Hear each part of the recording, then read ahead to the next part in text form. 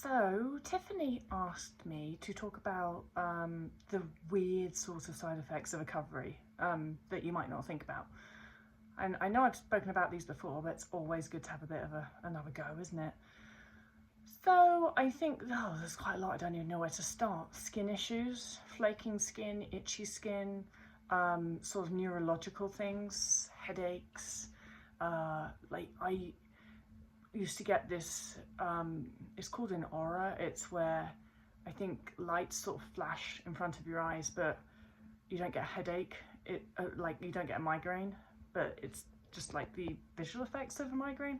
You can tell I'm a real expert in this, but I used to get that in recovery, and headache.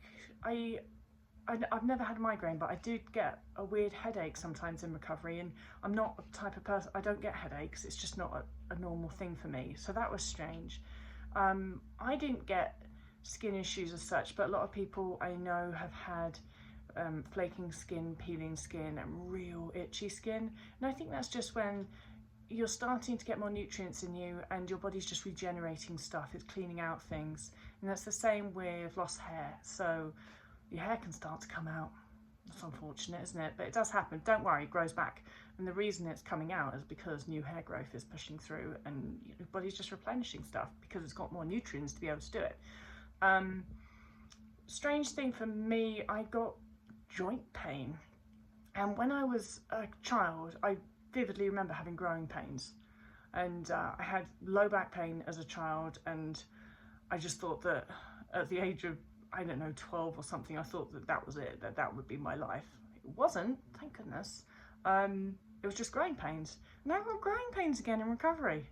That was strange. And my wrists, for whatever reason, my wrists hurt. Edema, obviously, a lot of people know about that one, so that's quite commonly talked about. Itching eyes. What else? Oh, you know, this certainly happened to me. I just got quite ill with colds and stuff like that. I just felt like I wasn't very well a lot of the time. I was snivelly, and I think the theory there that, and I don't know, this is just what I've heard, is that when your body catches the virus and then it doesn't have the energy to process it, it just holds on to it and then it processes it when it's got some energy.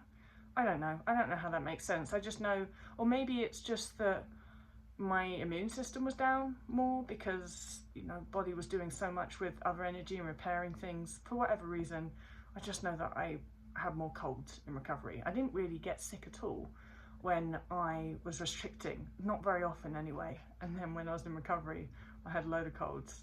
And sometimes you can just think, oh geez, is this normal life? It's not, it's just this stuff that happens in recovery. It's a big deal for your body.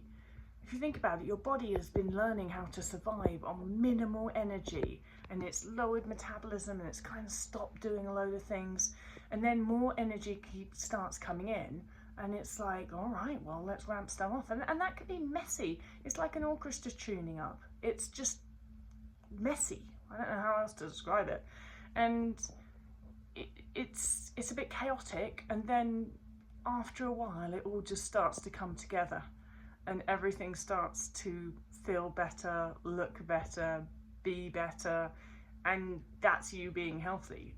So it's all worth it, in case you're wondering. It's so worth it. And another thing that is really normal in recovery is just feeling so tired, and that's because your body's doing so much. And so in a sense, I don't want to go out and do anything much at all. All I wanted to do is stay in and watch box sets and eat, and it was wonderful. So the fact that I had a cold most of the time, and that I was a bit achy, and all I really wanted to do was lie on the couch anyway, it was just sort of perfect. It all happened then, and then you get all of that out the way, and it's like a butterfly coming out. Well, it's not really like that, but that's like the kind of thing that people would say, isn't it? You go into your cocoon, your sleeping bag on your sofa, and you eat lots of food, and you rest, and you look like shit, and then one day your energy will come back and you will bloom out of the sleeping bag and out from underneath the Netflix.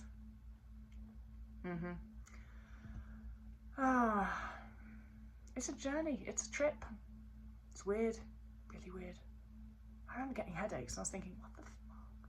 I don't get headaches. Of all the things, I don't get headaches, and I was getting headaches. But I don't get headaches again now. It's just like this little capsule in time where lots of weird and random things happened and then it all went away. Like the wrist pain. What the fuck?